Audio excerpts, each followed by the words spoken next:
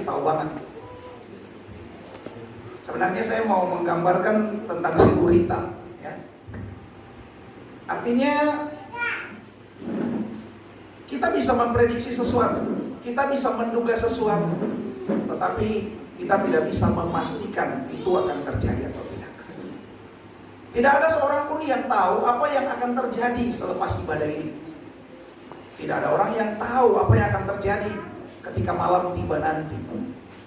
Oleh karenanya, kalau firman Tuhan bilang berjaga-jaga, maka apa kira-kira yang ada di benak kita ketika itu diperdengarkan? Saudara yang diberkati Tuhan, tahu atau tidak tahu, prediksi atau memastikan satu hal yang pasti, hidup harus tetap dijalani. Hidup harus tetap dimaknai, dan hidup harus diisi dengan hal-hal yang baik. Baik menurut siapa? Nah ini ya. Baik sesuai kehendak Tuhan. Kalau baik sesuai kehendak Tuhan, maka akan ditopang dengan sikap rohani dan jasmani yang baik. Sama Tuhan hubungan baik, sama orang dalam keluarga hubungan baik, tetapi juga bersama dengan orang yang ada di luar rumah hubungannya baik. Termasuk di dalam keberadaan sebagai jemaat. Kita berjemaat di sini. Lagu tadi bagus sekali ya. Mari membangun perdamaian, persaudaraan, kebersamaan yang rukun, yang miskin atau yang kaya, yang lemah atau yang kuat, begitu ya tadi lirik lagu ya. Luar biasa saudaraku. Saya berterima kasih untuk hidup pujian tadi. Biasanya kalau lagu itu ingat sekali ya, antaranya mantan nah, ingat banget gitu ya. Ada yang langsung buka ya, rasa banget Pak Pendeta. Tapi saya nggak lagi tegur saudara. Saya mau bilang bahwa memang kita belajar untuk hidup berjaga-jaga. Saya suka kalau senyuman ada di wajah. Ya, ini foto kurang besar ya.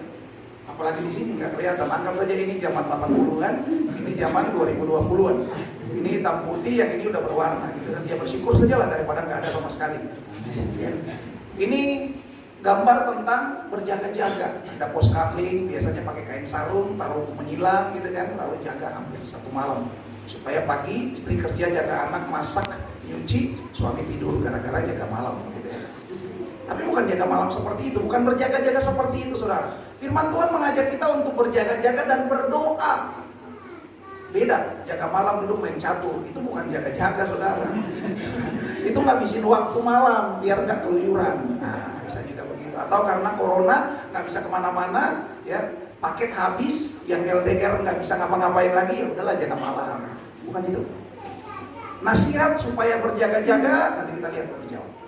Oke, kita belajar tentang 3 hal sebenarnya. Saya tidak meruntut lebih jelas, tapi di sana ada berjaga-jaga, di sana ada berdoa, dan yang ketiga, ya kita lihat saja lah kalau sudah bilang saudara sudah pintar dari saya nanti.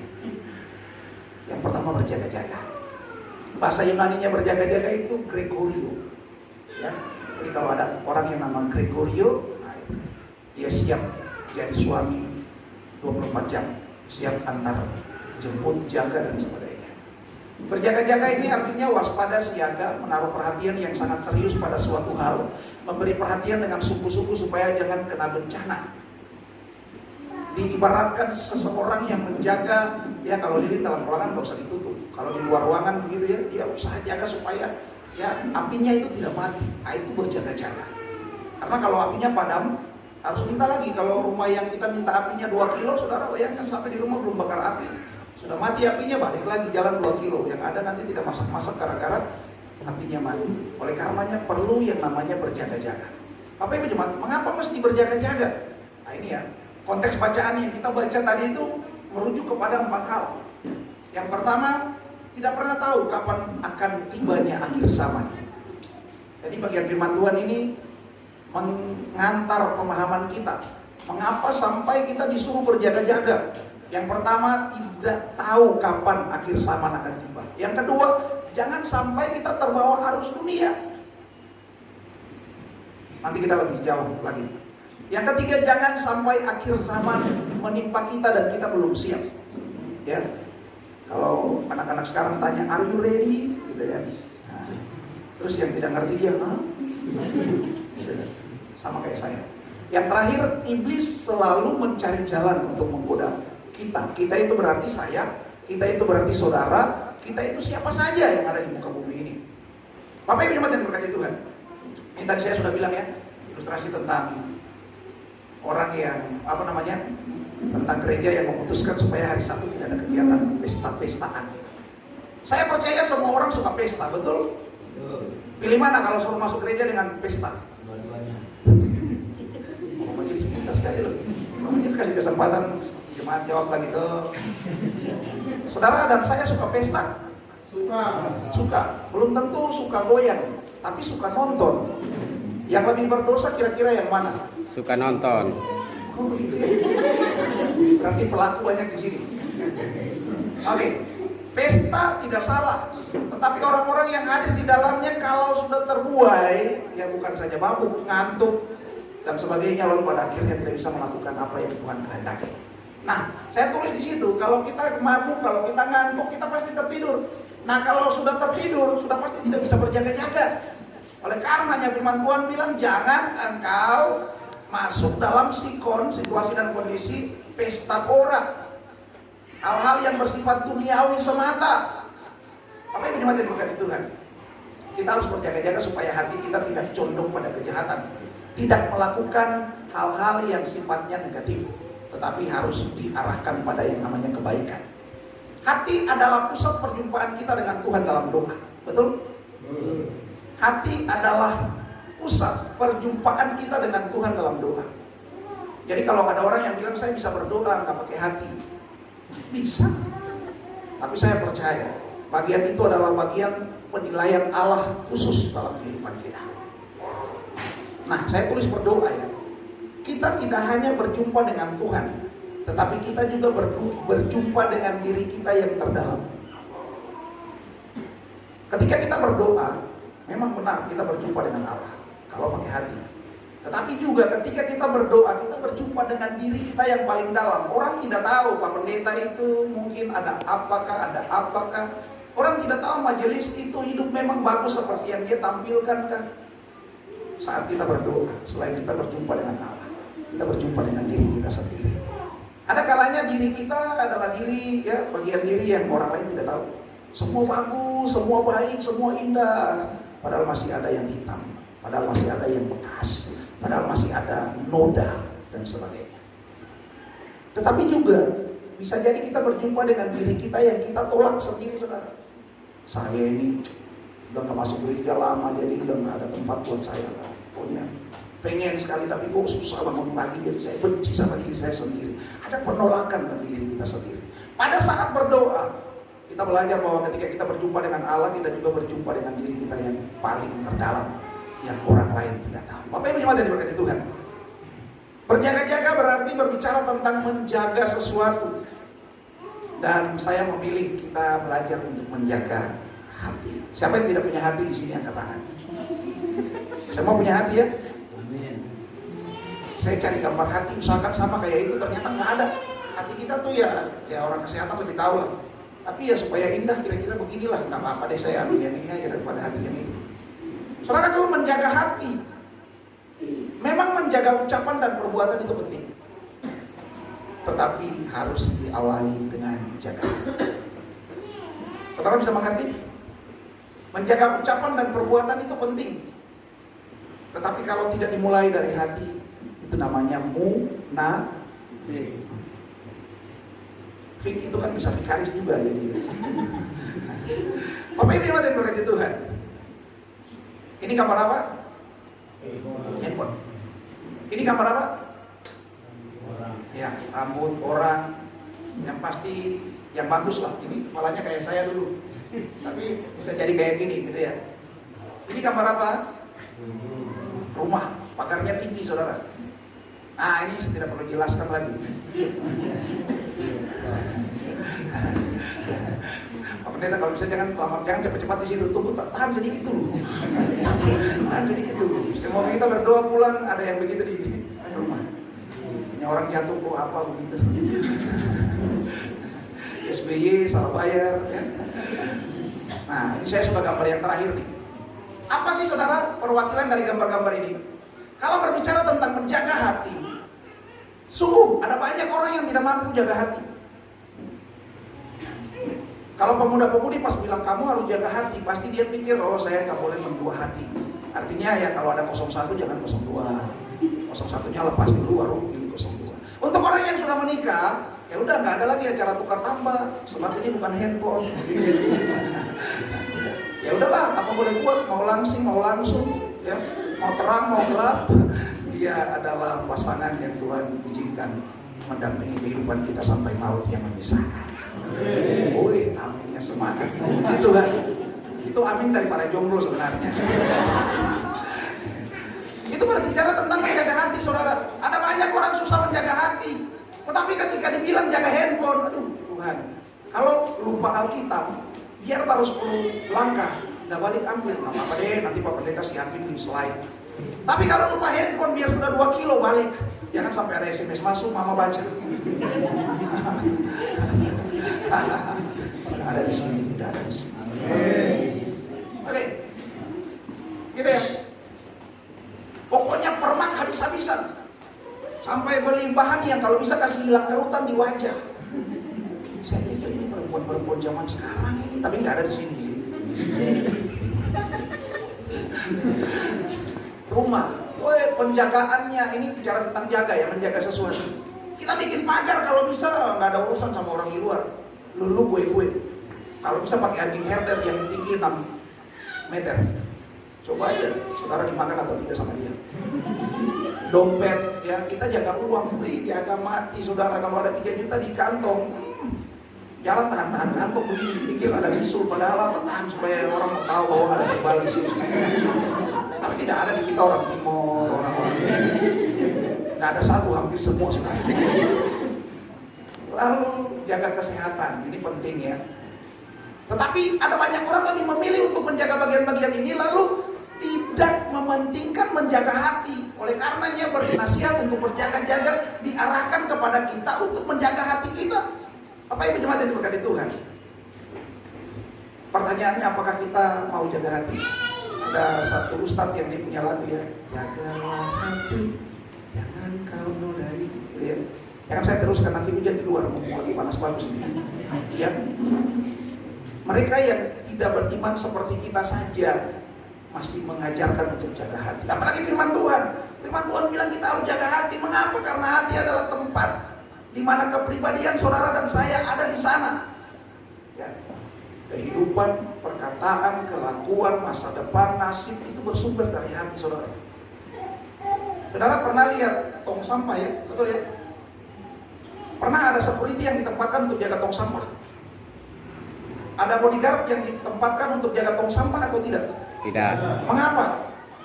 Karena tidak ada sesuatu yang berharga di sana, saudara. Betul ya? Iya. Oleh karenanya kita harus mengerti bahwa hati adalah bagian yang berharga dalam kehidupan kita, dan oleh karenanya kita harus menjaga dengan baik. Kita harus memposisikan hati untuk ya, ada hal-hal yang baik keluar baik, yang tidak baik keluar tidak baik, saudara. Ya. Kalau hati sakit, saya percaya badan juga sakit. Betul ya? Marah-marah, tendang, pukul tembok, badan sakit, saudara. Saya jamin. Kalau nggak percaya pulang minta sakit hati. Kalau hati kotor, perkataan dan perbuatan bisa kotor. Tetapi saya garis bawahi bisa baik juga. Kelakuan, perbuatan baik, tapi hati kotor itu namanya munafik. Nah, kalau hati lemah, dompet juga bisa ikut lemah, saudara. Patah semangat, sudah tidak ada gerakan lagi. Lalu siapa mau help, saudara? Apa yang yang diberkati Tuhan? Poin yang kedua, berbicara tentang jaga hati, kita belajar tentang doa. Ya. Salah satu gedung tertinggi, saya pikir di dunia saat ini yang tertinggi ini ya. Bahasa kampung pakai nama Interkampung Burj Khalifa. Ini salah satu gedung yang paling tinggi. Apa yang mau dibincangkan di sini? Ada banyak orang berjaga-jaga tapi tidak berdoa. Firman Tuhan mau bilang bahwa berjaga sambil berdoa, berjaga dan berdoa. Doa itu seperti ini, saudara. Kira-kira kalau gedung seperti ini, apa yang bisa saudara komentari? Satu kata saja. Kuat. Fondasi kuat. Itu sudah langsung jawab saya punya pertanyaan. Padahal saya tidak tunjukkan fondasi. Bapak sementara menipu diri. Menipu diri maksudnya menipu mata orang yang terlihat bangunan ke atas, Papua lihat ke bawah, gitu kan? Tapi mengerti bahwa sebenarnya salah satu gedung tertinggi di dunia ini memang bagus, memang unik, memang sesuatu yang semua orang kalau lihat mau selfie, gitu ya. Tapi orang tidak pernah berpikir bahwa sebenarnya yang bisa menahan kekuatan ketinggian gedung ini adalah fondasi yang di dalam yang tidak terlihat, yang tidak pernah diperhitungkan oleh orang. Nah, kita belajar tentang doa, berjaga dan berdoa. Mungkin ada orang bilang saya tidak tahu berdoa, pendeta. Aduh, saya kalau berdoa saya tutup mata, orang masih banyak. Saya buka mata tidak ada orang lagi. Mungkin karena doanya panjang, mungkin karena doanya marah-marah. Bisa jadi seperti itu. Tetapi hari ini firman Tuhan mau bilang bahwa kalau kita sudah bisa berjaga-jaga, menjaga hati, menjaga kehidupan, maka harus dibarengi dengan doa. Mengapa? Karena doa ya adalah, tadi ya di awal saya catat tentang doa. Kalau kita berdoa itu kan dengan hati. Hati pusat tempat di mana kita boleh berjumpa dengan Tuhan. Oleh karenanya, kalau kita berdoa dengan hati, maka betul-betul kita punya hubungan dengan Tuhan. Bapak Ibu jemaat yang diberkati Tuhan. Oleh karenanya berjaga-jaga perlu dibarengi dengan doa. Kalau berjaga-jaga toh, saya pikir itu tidak sesuai dengan apa yang firman mau hari ini. Bapak Ibu jemaat yang diberkati Tuhan. Ini sedikit tentang hati ya. Tuhan senang dengan pujian, Tuhan suka perbuatan baik, Tuhan suka kita berkata-kata baik. Tetapi Tuhan lebih senang dengan apa yang sebenarnya keluar dari hati kita. Hati kita seperti saringan atau filter. Kalau filter kotor, udara bersih masuk kena saringan, yang lewat untuk lanjut tetap kotor. Ya. Oleh karenanya kita belajar bahwa mari kita menjaga hati kita. Kalau hati kita tidak bersih, tidak baik, tidak memikirkan hal-hal yang positif, menyimpan hal-hal yang Tuhan mau, maka saya tulis ya, kalau orang ngomong sebaik apapun semua jadi salah. Orang mau baik sampai dimanapun tetap saja ada sisi salah. Ya. Kalau ada orang tulis di medsos yang berisi firman-firman Tuhan, pasti bilang sok suci, sok imani. Ya. Tapi kalau ada orang yang tulis yang jahat-jahat ya, rasain itu sudah karma tuh. Jadi baik salah, baik juga salah. Kemarin itu ada satu status, saya punya teman lama, saya tulis dia baca, nikah baik-baik diceritain gitu ya. Nikah baik-baik diceritain, nikah sembunyi-sembunyi karena hamil diceritain, nikah bikin pesta diceritain, nikah diam-diam diceritain. Sebenarnya lu manusia atau buku cerita? Urusannya cerita aja. Jadi Bapak Ibu, kita bisa seperti itu kalau kita tidak menjaga hati kita. Ya. Oleh karenanya kita belajar supaya hati kita baik, kita harus menjaganya. Perintah untuk berjaga-jaga. Matius 12 ayat 34 bilang begini, hai kamu keturunan ular beludak, bagaimanakah kamu dapat mengucapkan hal-hal yang baik, sedangkan kamu sendiri jahat? Tidak cukup sampai di situ. Karena yang diucapkan mulut meluap dari hati. Firman bilang begini, harusnya yang kotor keluar kotor, yang baik keluar baik. Tetapi karena kita ini memang ciptaan yang luar biasa, yang kotor juga bisa keluar baik. Bahkan yang baik bisa keluar kotor. Hari ini firman Tuhan bilang berjaga-jagalah. Jaga hati saudara. Bilang samping kanan kiri jaga hati. Jaga hati. Yang dibilangin, bilang dia juga, lu juga jaga hati. Biar kita saling mengingatkan jaga hati. Banyak orang yang tidak bisa jaga hati. Contoh, kalau tidak percaya, ini ya, Pak Aceh. Nah ini saya kasih yang kulit hitam supaya merujuk kepada Pak Pendeta. Ke gereja pendeta khotbah tetapi tidur. Saya sudah bilang tadi bukan persoalan dia ngantuk, tetapi dia tidak bisa jaga hati saudara. Pada saat orang tidur di gereja, memang dia tidak punya niat untuk gereja, hanya mau isi absen saja, Pak Pendeta saya hadir. Nanti pas amin baru buka mata, puji Tuhan saya sudah tidur enak sekali. Tidak pernah saya tidur seenak di dalam gereja. Di hotel yang 35 juta satu malam juga masih kaget-kaget Pak Pendeta. Mimpi belum dapat nomor, tapi kalau di gereja Pak Pendeta punya suara padahal lagi marah-marah ini. Ada orang yang cepat tersinggung ketika dinasihati. Firman Tuhan bilang jaga hati. Orang tulis di medsos, kita yang tersinggung. Gitu ya. Ibarat kita yang minum racun, kita harap dia yang mati. Dulu yang minum di sini sana yang mati. Dulu masih waras. Gitu ya. Ada aqua. Ya, senyum dengan orang lain, padahal hati sedang jengkel sama orang yang kita senyumin. Padahal dalam hati mati aja lu. Tapi wajahnya tuh malaikat kalah kemuliaannya sama. Tapi tidak ada di diaspora. Andai kata nanti ada, hari ini bertobat. Sudah Adventus kedua, jangan sampai tangan tidak masuk stoples semua 25 Desember, saudara. Kalau di kampung biasa ada stoples, di sini nggak ada, kresek aja. Soalnya di dalam ada siripina. Bapak cuma jadi berkat itu kan. Banyak orang yang tidak bisa jaga hati, tetapi saya imani, saya percaya jemaat diaspora adalah anak-anak Tuhan yang bisa jaga hati. Lukas 6:45 bilang begini, orang yang baik mengeluarkan barang yang baik dari perbendaharaan hatinya yang baik. Dan orang yang jahat mengeluarkan barang yang jahat dari perbendaharaannya yang jahat. Karena yang diucapkan mulutnya meluap dari hatinya. Ada amin saudara? Amin. Siapa yang punya hati baik di sini angkat tangan? 4, 5. Yang hati tidak baik angkat tangan. Saya tidak tahu saudara ada di mana. Nah, gambar ini saudara sudah bisa tahu toh? Tahu ya? Nah, mulutmu. Nah, makanya banyak yang ditangkap. Karena lagak jadi singa pas dipanggil polisi kabur. Kalau tidak jaga hati, akan ada serangan pada hati. Nah, gitu ya. Panas hati. Ini cerita tentang Kain bunuh Habel. Tahu ya cerita kitab ya? Tawar hati, cinta ditolak, dukun bertindak. Tinggi hati, tidak ada di sini, banyak di luar. Artinya waktu di sini tidak tinggi hati, pas keluar dulu baru kita tinggi hati. Apa bedanya sama mereka di luar? Iri hati, tidak bahagia, tidak bisa nyenyak tidur ya. Mereka yang beli kasur, kita yang nggak bisa tidur.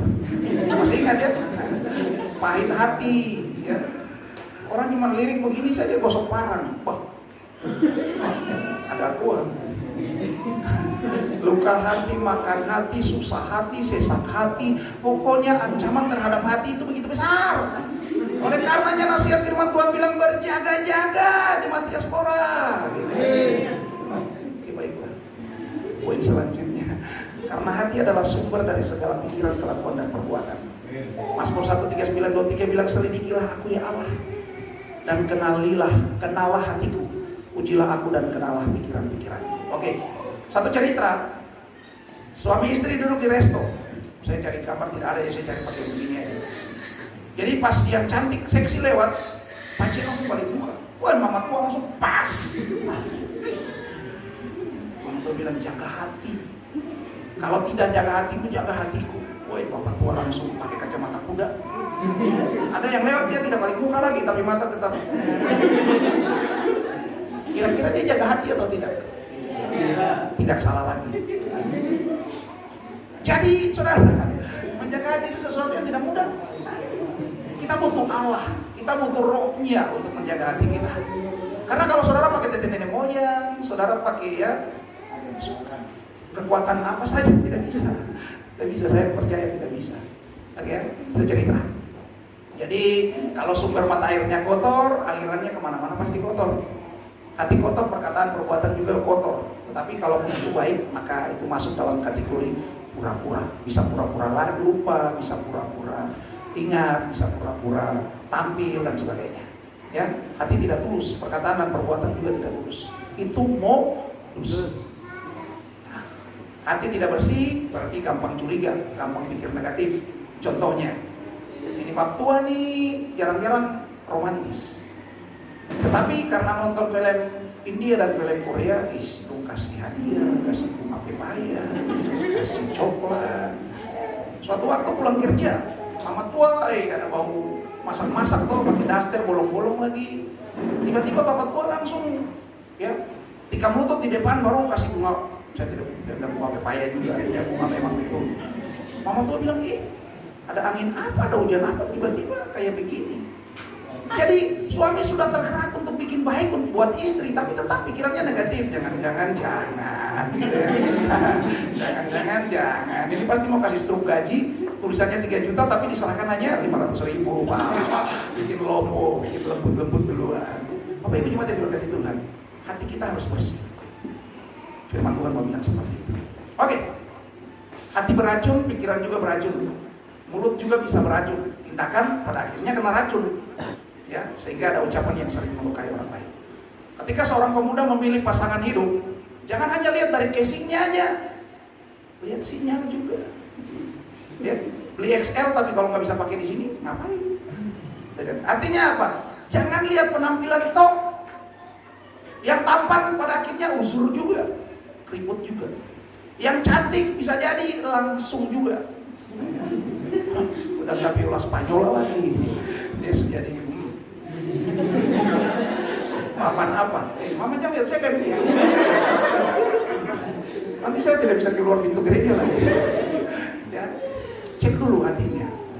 Hati itu penting, saudara. Kalau hatinya sudah lembut, sudah baik, sesuai kehendak Tuhan, saya percaya hidupnya pasti akan baik. Amin. Kalau sampai saat ini jemaat diaspora ada yang hati belum baik, susah sudah ini. Adventus 2, rubah hati sesuai kehendak Tuhan. Oke. Ibarat makanan yang masuk ke dalam mulut, inputnya menentukan output. Jadi kalau hati kita mau baik, firman Tuhan, berdoa, bicara yang positif, hal yang benar-benar sesuai dengan kehendak Tuhan, pasti hati kita baik. Oke, penjaga utama dari hati kita adalah diri kita sendiri. Siapa yang bisa jaga hati kita? Hati saya siapa yang bisa jaga? Mantan bisa? Tidak bisa. Hanya saya bilang mantan banyak yang Bapak ini bikin ingat buat sih. Padahal saya sudah lupa hampir 1 nama ini. Penjaga utama dari hati kita adalah diri kita sendiri. Apa yang jemaat yang diberkati Tuhan? Yang pertama, kita diminta untuk berjaga-jaga dan berdoa. Tidak cukup sampai di situ, tambah satu lagi. Tidak lebih mementingkan perkara-perkara duniawi. Tidak mementingkan perkara-perkara duniawi. Jadi Pak Pendeta pulang dari sini, saya jual motor, jual mobil, jual rumah, lalu saya mau tunggu dalam gereja saja sampai Tuhan Yesus datang kedua kali. Bukan seperti itu, saudara. Maksudnya tidak mementingkan perkara duniawi itu seperti ini. Pesta pora, kemabukan, kepentingan duniawi. Kenapa? Ya, pesta pora ini ya, gambarnya kira-kira begitulah. Ya, syukur-syukur kalau teman yang warna kayak begitu. Tapi kalau warna kayak saya kan pikir-pikir juga mau pesta kan, kita mau bikin ya, pesta pora itu gaya hidup yang suka bersenang-senang, bersikap berlebihan dalam hal menyenangkan diri, menghamburkan apa yang ada untuk hal-hal yang tidak penting, memuaskan diri dengan kesenangan duniawi. Itu pesta pora. Ya. Pestanya tidak salah. Orang ke pesta ulang tahun, pesta pernikahan, pesta bikin rata gigi, pesta simpan rambut, pesta semua pesta. Nggak ada yang salah. Yang salah itu ketika kita hanya sibuk dengan bagian itu, lalu kita lupa pada hal yang sebenarnya lebih penting, yaitu waktu untuk menyembah Tuhan. Ini contoh. Untuk pesta ada waktu, tetapi untuk ibadah tidak ada waktu. Biasa kalau mau pergi pesta, turun mall di baju. Tapi kalau mau pergi ibadah, celana pendek saja, walaupun dia tahu kita di Bali kok. Jika atau pakai pakaian yang penting hati, betul. Tapi mau ketemu pacar saja kadang-kadang kita beli pakaian baru. Masa sama Tuhan yang menciptakan kita kasihan, kadarnya setengah-setengah. Oke. Kalau ke pesta siapin kado, kalau bisa sebesar mimbar ini, biar orang bisa lihat, wih, bapak tua pun kado ini, jangan, gitu kan?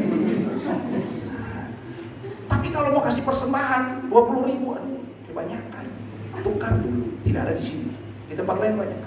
Sudah 5.000, tukar lagi supaya minggu depan bisa taruh lagi. Coba saudara dan saya bayangkan, ke pesta kita bawa kado besar mimbar, isi 20.000 di persembahan itu rasanya kayak saya mau menanggalkan sebagian hidup saya. Saya pernah merasakan itu, saudara, soalnya dulu pos hidup susah. Ke pesta duduk di depan. Kalau bisa lihat pengantin foto paling depan supaya saya ada orang lihat di belakang, susah saya cuma saya. Tapi waktu duduk di gereja, kursi depan kosong. Saudara mau kasih buat cadangan itu tempatnya di belakang bukan di depan. Jadi kalau masuk gereja harus duduk di depan. Minggu depan kalau bisa Pak Pendeta tolong taruh di samping Bapak ya. Yang penting jangan minta di sini saya, soalnya kalau di sini ya harus belajar lagi. Ada lagi di pesta bisa joget-joget, on sampai 24 jam, capek nggak capek. Tapi kalau baru baca sampai dihukum Tuhan saja,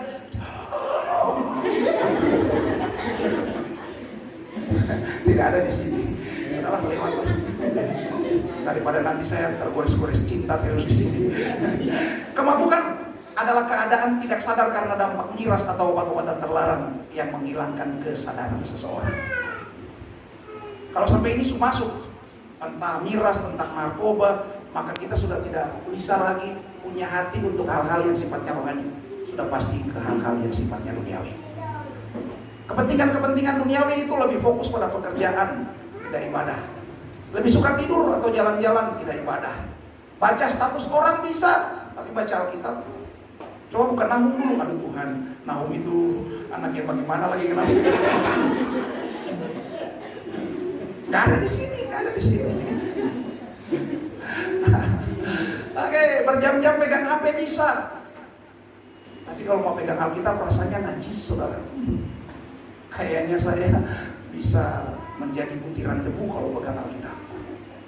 Apalagi ya, mencari pujian yang sia-sia, iri hati, rancang jahat, terjerumus dalam hal-hal yang duniawi. Oleh karenanya firman Tuhan mau bilang jangan mementingkan hal-hal yang sifatnya duniawi. Apa yang diberkati Tuhan yang terakhir? Dampak dari berjaga-jaga dan berdoa, gitu ya. Berdoa, belajar Alkitab, datang pada Tuhan, berserah, bertobat, tinggalkan hidup yang lama, maka kita akan terhindar dari muka Allah dan layak berdiri di hadapan Tuhan Allah. Ada amin? Amin. Oh, sudah habis. Selamat memasuki Adventus kedua. Tuhan Yesus memberkati. Kita berdoa. Terima